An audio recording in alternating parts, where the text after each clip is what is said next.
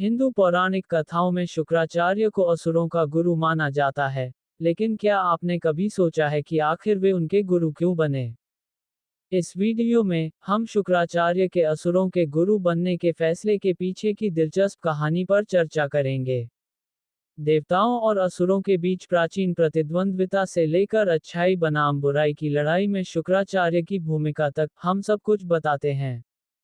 हमारे साथ जुड़ें क्योंकि हम हिंदू पौराणिक कथाओं के रहस्यों को उजागर करते हैं और शुक्राचार्य के भाग्यवादी फैसले के पीछे के कारणों को उजागर करते हैं।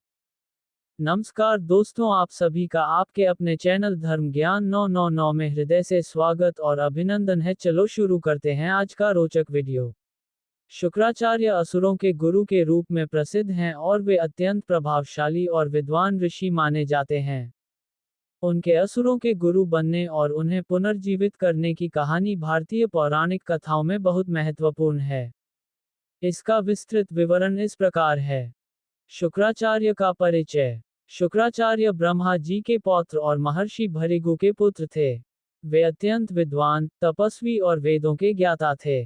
वे शास्त्रों और आयुर्वेद के भी महान ज्ञाता थे। शुक्राचार्य के पास संजीवनी विद्या थी, जो मृत व्यक्तियों को पुनः जीवित कर सकती थी। असुरों के गुरु बनने का कारण। शुक्राचार्य को देवताओं और असुरों दोनों ने अपने अपने पक्ष में लाने की कोशिश की थी, परंतु शुक्राचार्य देवताओं से कुछ असंतुष्ट थे। इसका मुख्य कारण था कि देवता अक्सर अहंकारी हो जाते थे और केवल अपने स्वार्थ के बारे में सोचते थे। इसके अलावा, भगवान विष्णु ने शुक्राचार्य के पिता, महर्षि भृगु के पुत्र काव्यज्ञ कपिल को मार दिया था। इस कारण से शुक्राचार्य का देवताओं से मनमुटाव हो गया था। असुरों ने शुक्राचार्य से सहायता मांगी और उन्हें अपना गुरु बना लिया। शुक्राचार्य ने ये सोचा कि वे असुरों का मार्गदर्शन कर उन्हें धार्मिक और संयमित बना सकते हैं। इसके अलावा, असुरों को देवताओं की तुलना में कम शक्तिशाली माना जाता था, और शुक्राचार्य ने असुरों की मदद कर उनके साथ न्याय करने का निर्णय लिया। संजीवनी विद्या। शुक्राचार्य के पास संजीवनी विद्या थी, जो उन्हें अत्यधिक विशेष बनाती थी। यह विद्या उन्हें भगवान शिव से प्राप्त हुई थी, जिनकी कृपा से उन्होंने इस अद्भुत विद्या का ज्ञान प्राप्त किया। संजीवनी विद्या की मदद से शुक्राचार्य मरे हुए असुरों को पुनः जीवित कर सकते थे।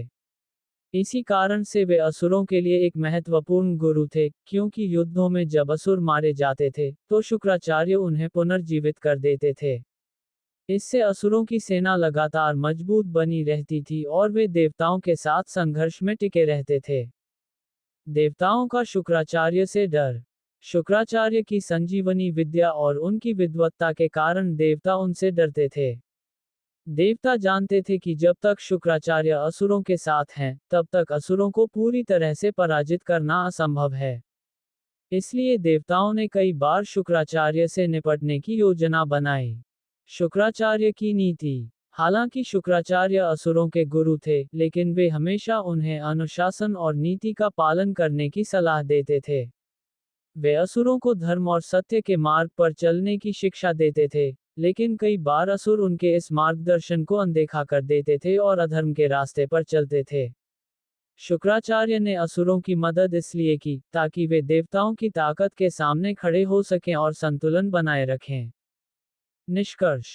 शुक्राचार्य का असुरों का गुरु बनना और उन्हें संजीवनी विद्या से पुनर्जीवित करना एक ऐतिहासिक और दार्शनिक दृष्टिकोण से बहुत महत्वपूर्ण है। उन्होंने असुरों को सिर्फ शक्ति नहीं दी, बल्कि उन्हें धर्म और नीति के साथ जीने की शिक्षा भी दी। वीडियो अच्छा लगा हो तो चैनल को सब्सक्राइब, लाइक, शेयर और कमेंट करना ना भूले। धन्यवाद। जय सनातन धर्म और संस्कृति।